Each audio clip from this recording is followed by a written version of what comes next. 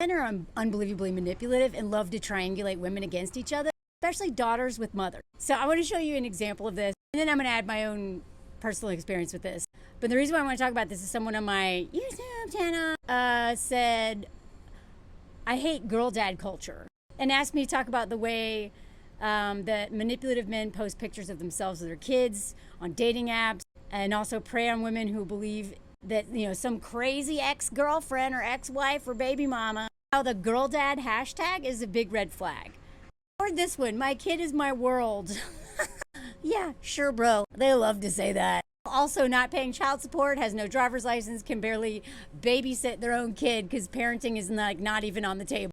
So there's a lot of ways that men will use their own children, but especially their daughters, to harm their wives, get revenge on their wives. And even if that is not the motive, a lot of them, because of the way that what they believe, thanks to patriarchy and what patriarchy taught them, is that they don't actually see their wives as like autonomous human beings with their own right to pursue happiness and all those things, right? They see these women as their servants, their maids, their unpaid schmegs workers, they're blah, blah, blah, but they're there to serve them. These men are the sun, and the women, their wives orbit around them, but they also want their daughters to orbit around them and their kids to orbit around them. And yet at the same time, because their daughters are an extension of them or their ego, they do not want the same fate for their daughters that their wives have a lot of times. And that's why they become obsessed with being a dad. And that's why they will, it's so funny that so many of them will be like, you gotta earn your money.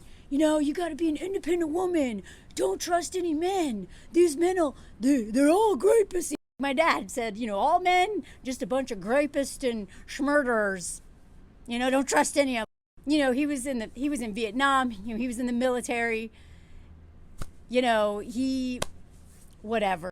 I think a lot of men are so afraid of men like themselves or men like all the men they hang out with or that they knew or their own fathers or whatever. All the men that they know who have harmed women, they just don't want their daughters to receive that harm because those daughters are an extension of them, right? So of course, they're very protective of their daughter, and in the same instance will be so disrespectful towards their wives. Because their wives are not an extension of them. Their wives are like their property, more or less. And their daughters are their property too, but because they look like them and they see them, you know what I mean? So it's so funny, the mental gymnastics these men do to play by all these different rules at the same time, and they justify it all in their head. But I want to show you an example of way a lot of fathers will purposely pit their daughters against their own wives, and how this is a huge red flag.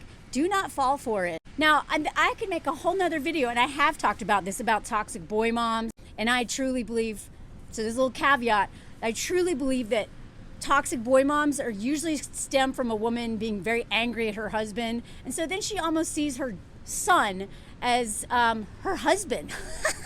Like, it's almost incestuous, or is emotionally incestuous a lot of times.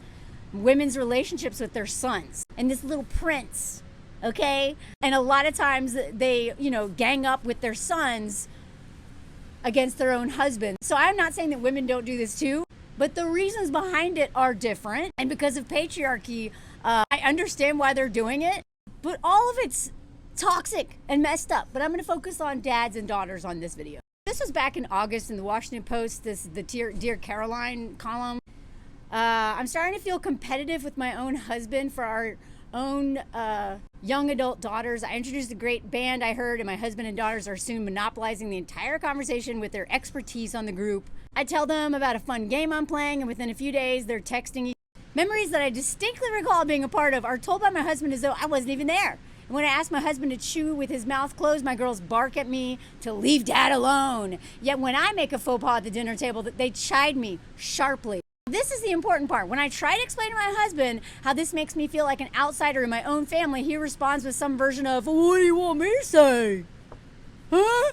So the columnist, is like, well, this would have been a better response. I'm sorry you feel that way. I hadn't noticed. I'll pay closer attention. Or, they're playing us against each other. I'm on it. I'm sorry. And then, change behavior. But that's not what this man did. And this columnist, rightfully so, is like, you should be concerned about this. That you didn't get a healthy answer suggests you're right to be concerned. It's normal for a child to identify and align with one parent over the other at various times. At various times being the key. Okay? If it's not at various times, then that means that there's something happening in that family, right? It could be that dad is just a jerk, so they're aligning with mom. Or it could be that one of the parents is triangulating, and that happens so much in unhappy marriages and in divorces. It is also normal for them to try to use that as currency to buy favor with one parent. The problem is when that parent accepts the currency and completes the transaction of undermining the parent bond and authority. I think that's what you're feeling right now. You're being triangulated out of your position as spouse and co-parent at the top of the family org chart.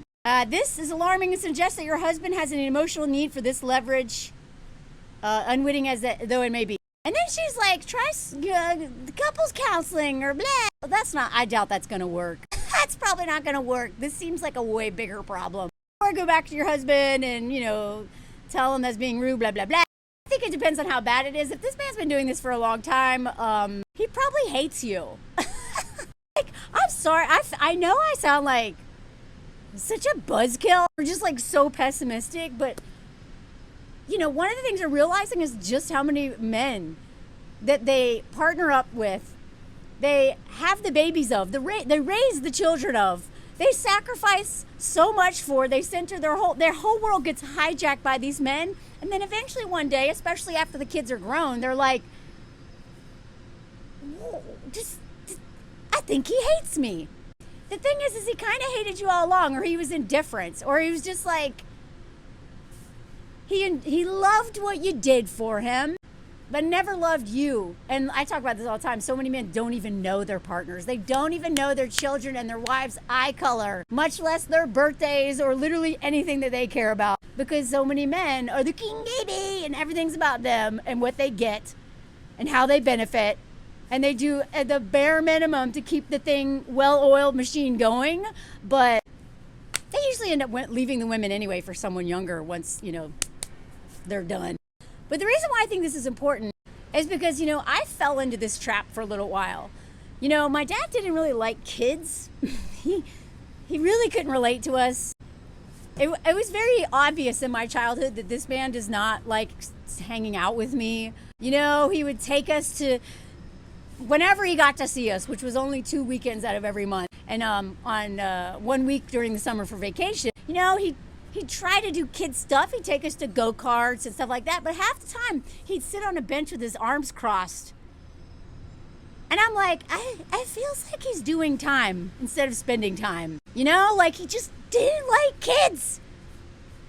And once I learned about his own childhood and what a terrible childhood he had, I'm like, oh, well, usually people who have a traumatizing childhood are very triggered by children. And a lot of times don't like children. That was me. I hated children for a long time until I started to really heal my own stuff around child Melanie. But as soon as I became a teenager, especially once I was an adult, I would bond with my dad over making fun of my mom. Now, my mom has plenty of her own imperfections, as all people do, but she raised us, a single mom. And despite us working through a lot of stuff, she still did a good job as a single mom, right? Yet I was so desperate for a relationship with my dad, and always have been because I felt abandoned and lots of other things, that I took whatever I could get, whatever bid for connection that I could get. When I think about decentering men, at first I thought it was just about romantic love. That's just the tip of the iceberg. It's decentering your father. It's decentering your male friend, your male coworker. It's decentering all the ways that I throw other women under the bus or align with men at the expense of women. This is not just decentering men. It just begins in the romantic world for a lot of us. But this is every area of life. That doesn't mean that women shouldn't be held accountable. But when I trace back a lot of my criticisms of women, it's literally to appease and be picked by men. Okay, sorry, I came inside because it got cold. I also want to make sure to point out that decentering men in all your relationships, family, friends, work, romantic, whatever. Okay, that is a challenge in itself. And standing up to women who center men, I would argue, is even harder. That's like the next level of this and seemingly impossible video game. That's kind of where I'm at right now, is learning how to be authentic and show up and risk upsetting and risk even being abandoned by women who center men because they don't like that I'm not doing that too. So this stuff is complicated. Okay, this is really complicated stuff. Learning how to stand up to my mom has actually been harder for me than to stand up to my dad. But it was really heartbreaking for me to realize, because it always felt weird. It always felt a little like gross when I would, the reward of connecting with my dad finally came at the expense of my mom. So I wish I had realized that earlier, but better late than never. But I actually want to read a couple of responses that I saw like in the Facebook comment section that I thought were really great lessons to take away from this. Someone was like, this reminds me of that quote from Bonnie Burstow. I don't know if I'm saying that right. Often father and daughter look down on mother together. They exchange meaningful glances. When she misses a point, they agree that she is not bright as bright as they are, cannot reason as they do. This collusion does not save the daughter from the mother's fate. I wish I had read this a long time ago. Just because you bond with dad over making fun of mom doesn't mean that you're not going to be in that exact same position one day in the future. And actually, chances are you are more likely to, because the mindset is still throwing women under the bus, centering men at the expense of women. And as I talk about on here all the time, it is never men who have ever saved the day in my life. Every single time I have had someone swoop in like heroic levels to, literally save my life from a man, like my friend Annie did in Alaska, and she came down to New Mexico and literally moved me out of the state of Alaska to get me away. Or, just emotionally supported me and held my hand through things. It has never been men in most of my life who've done that. It's always women. And women are going to be the ones who take care of us usually when we're sick, right? So like this, aligning with men and centering men, it's usually going to come at the expense of genuine, caring, amazing, deep relationships with women. And it starts with mom. If you do this with mom, you're probably going to do this with your friends and other women in your life.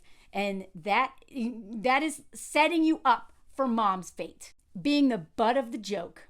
I like this comment. I heard it said that the best thing a man can do for his children is to love their mother. By treating his wife with respect, he shows his daughters what they deserve. Yes, love that. And sets an example for his sons. This guy sounds like he wants to be one of the kids. I've been there. This was written by a man, by the way. I appreciate that little call out of himself there. This comment offered some advice to the mom. My first impulse is to become more distant, but it is unlikely that people who are treating you this way will notice or care. Instead, stand up for yourself. Tell your daughters how it makes you feel in the moment. They chide you sharply. That hurts my feelings. I don't like for you to speak to me that way. I'm sorry, the rest kind of cut off. I can't read it because this stuff is in the way. And I love this one here. This borders on creepy. His relating to young adult girls as if he were the same age. His reaction to her expressing her feelings on the matter, so dismissive. Did I go through that phase of relating more to my dad? Yes, but it never got even close to the line of relating to him as a friend. Because that is creepy. He's literally being a kid and being like, I'm them. Bad mom. Like this is what they do. They literally treat their own wives like this, like their mother, and being like, God, right? That's what they already do that already with becoming the king baby that we have to just, all that crap that I talk about all the time. Okay, I like this one. Dad needs to have mom's back. Girls do this with their moms, but my husband is quick to remind my daughter that I deserve to be treated well. If they are young adults, it may be too late to do this shit, but he can try. That's what I'm saying. My guess is it's maybe kind of always been this way, and now it's like getting out of hand and it may be too late. But stand up for yourself. I swear, like a lot of women, you're just not taught to stand up for ourselves. Like a lot of us are just so conditioned, and I understand why, to just take it and be like, God, and just get stuck in this like victim mentality, like, God, they're banging up, like, what do I do? And just kind of like give up. No, that leads to resentment. That leads to sickness. You know, that leads to like, every time I let somebody talk to me that way or treat me like crap, unless it's like a dangerous situation where I just have to eat it until I can get out. All right. I know there's nuance in this. Every time I don't stand up for myself or talk back to someone who's giving me crap, I hate myself a little bit more. I lose a little bit more respect for myself. And it is so hard to work back to a place where you respect yourself when you're chipping away slowly because you just like biting your tongue. And as somebody who like just literally like in my 40s got good at doing this, I understand that like this does not come natural to a lot of us, maybe even most of us. I'm not sure. Very personal journey. But under patriarchy, you know, we're really taught to just kind of eat as much crap as possible. And then we become bitter bitches. And we make other people's lives miserable. And as a white woman, I'm very much aware that the more crap that I eat from people, historically, the more I make people's lives miserable. Like, I'm saying this as a collective. So one of the most important things for me to realize is that I need to start standing up for myself so I don't become a victim, I don't become resentful, and I don't start punishing anyone else in the world that I may have power over, knowingly or not, punish them because I don't stand up to the bullies in my own home. I don't know. That's just like a note to end on. If you don't know what I'm talking about, especially if you're a white woman, like that's okay. Stick around, but please don't be like, what? What's race got to do with that? I'm just making a point. A lot of the fighting the patriarchy is a job in the home. It's a liberation in the home because these men will have us at war with ourselves. And then if we don't deal with it, we become a menace to society, which is how we got Karens. One of the many things behind it. Anyway, let me know in the comments if you know what I'm talking about. If you've experienced this with your dads or whatever, I would love to hear any of your stories. And thank you so much for following. I love your comments. Try to keep this place safe for everybody. But, you know, obviously having challenging conversations, but with respect. Please set up notifications, follow, subscribe, whatever, all those things. They really help this video get to people who might need it. Thank you.